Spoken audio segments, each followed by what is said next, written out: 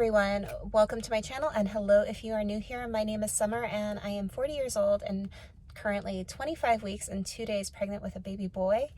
And today I'm getting my glucose gestational diabetes test done, and I am going to walk you guys through exactly what to expect and how everything goes. I should get the results probably within a week, but if I get them within the time frame before I post this video, I'll include those as well. But just to give you a little bit of background, the mid-pregnancy checklist that I'm going to be doing, it includes like a basic blood work just to make sure everything's going well, and then on top of that, that's the glucose screening as well. But it has definitely been an eventful morning. Just rough morning with the kids. My son did not want to go to daycare. My daughter slept in, missed the bus, but all normal stuff. And then to top it off, so they say everything comes in threes, so I'm thinking things are going to go well, hopefully, for this test, but they say everything comes in threes. So the third thing was, while I was driving on the highway, one of the semi trucks in front of me kicked up a huge rock. And of course, as chance would have it, there was a sheriff next to me. So he obviously saw me swerve, and he didn't necessarily see the rock, but he pulled me over to make sure that everything was okay, which it was. I was just a little bit shaken up because when you've got like a huge rock the size of your fist coming at your vehicle, you sort of have to make that split-second decision as to whether you let it hit your vehicle or if you tried to avoid it, which, you know, I decided to try to avoid it. But all right, so just a little bit of background about this glucose screening test. I am not necessarily required to fast for it. It's the 1 hour test.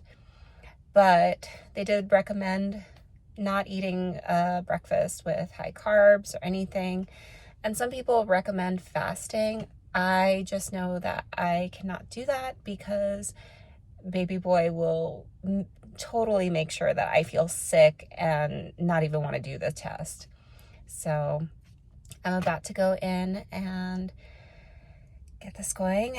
I decided to show up as soon as they open so that I can get my morning and actually have a nice breakfast afterwards. But all right, well, I'm gonna head in and keep you guys posted.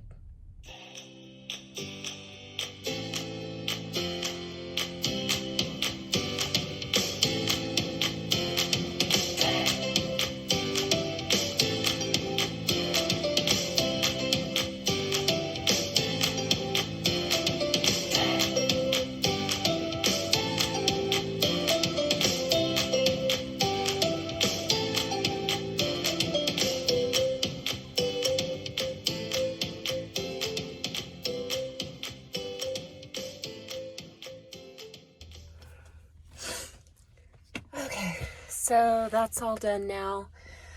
Basically, it was pretty straightforward. So they let you pick between lemon lime, fruit punch, and orange, and I picked orange. And you basically have to chug the drink, which I think I got mine done in like about a minute. And then they have you wait in the waiting room the entire time. You're only allowed to have sips of water afterwards, nothing to eat or drink, but little sips of water afterwards is okay. And while I was waiting, sorry, I'm a little out of breath because they also, I mean, they take your blood afterwards. But while I was waiting, another lady came into the waiting room. She was doing the 3 hour test. So let me tell you what's going to be involved if you have to take the 3 hour test. So let's say you fail the 1 hour test. For the 3 hour test, they still give you the choices of fruit punch, lemon lime, or orange. But the drink is double the sugar. And they same deal, you can only have sips of water throughout the 3 hour test. And then they draw your blood every hour for the next 3 hours. So I saw that and I was like, oh, I really hope I don't fail this one. I don't think fingers crossed. But I'm feeling very optimistic and hopeful about this test, but I've never failed any previous gestational diabetes tests. So I've never had to do the 3-hour test. So that was actually interesting to see this other lady go through that experience. And she told me that she doesn't handle needles well. So they said that when she did the 3-hour test that she could have her blood drawn while she's laying down, because I guess she almost fainted during the first time. But just something to know. And baby boy kicked so much for that hour that I figured, hey, this is a good time to do a kick count. So I did. And baby boy usually reaches about 10 movements within 20 minutes. Sometimes it's like 15 minutes. Sometimes it can be as much as 30 minutes. But anyhow, that's pretty much what's going on. So they drew my blood, and I will get the results hopefully soon and know if I passed. They also did the basic blood work. It's called a CBC differential. They did one other one that I wasn't sure about, but I'm sure I'll find out what the results are before too long. But I'm going to go get some breakfast because I'm hungry and get the rest of my day started. So I'm really glad that I got this done first thing in the morning. Hey everyone, so it is now the next day and I already got my lab results back. Good news is I am not positive for gestational diabetes. I wasn't even in the potential close trigger range, so all that is good. But it does look like I have anemia. That's typically what happens to me when I'm pregnant. I can usually keep it at bay for quite a while, and so the fact that I'm starting to get it at 25 weeks, I guess I should take that as a silver lining.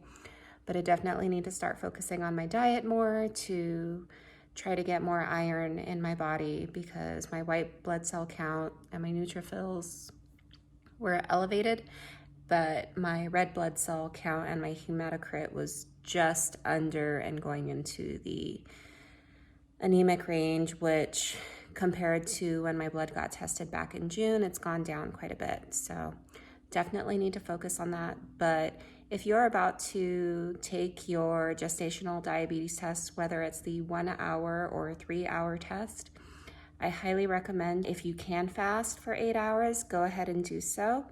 But if you need to eat something, you should be fine with black coffee or tea and some sort of meat. From what I was reading, you can have sausage, cheese, something higher in protein, low in carbs. So the morning of my gestational diabetes test, I did have some turkey sausages, and they only had 1 carb in them. And I did only have 1 serving just to make sure that I didn't feel sick throughout the test. Hey everyone, so I am now editing this video, and I wanted to hop on here and just let you know it's now Monday and I took the test on Thursday.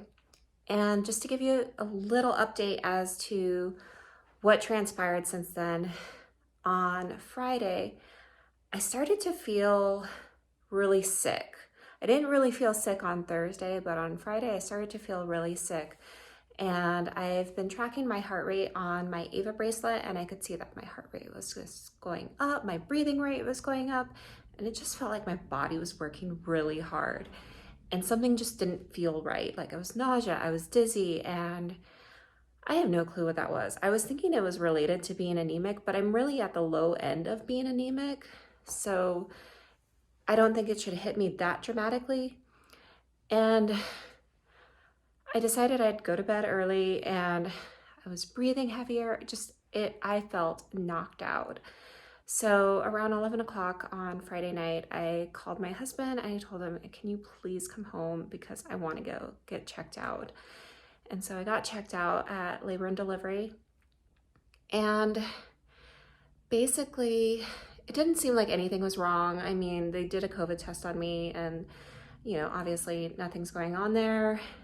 I might have had a mild UTI, but there was no cultures and there was nothing growing when they did my labs. So now that we know that on Monday, I can actually stop my antibiotics, but I just felt off. And so there wasn't really anything for them to keep me, to really observe me on. So they sent me home at like 5 o'clock in the morning and came home, threw up because I just felt so sick. And I slept pretty much for the whole rest of the day. I stayed in bed, I slept that night. And then finally on Sunday morning, I started feeling better. And this morning, my doctor's office called just wanting to check in on me. And they did say that even though my results came back normal after taking that test, the elevated sugars could have thrown my body off. And so I do know on that Thursday, Friday, I did probably eat more carbs than I should have. So I'm going to recommend that if you do take the 1 hour test, and just on the off chance that you are sensitive to the test, maybe have more protein after the test so you don't feel knocked out like I did. But overall, I'm so grateful. Things are going well, and I can hopefully now just enjoy this pregnancy, and I'm so glad I'm feeling back to myself now. So anyhow, back to the video. But that's what to expect when you are going for your gestational diabetes test. I hope you liked this video. If you did, please give this a thumbs up and subscribe for future updates. And until next time, bye guys.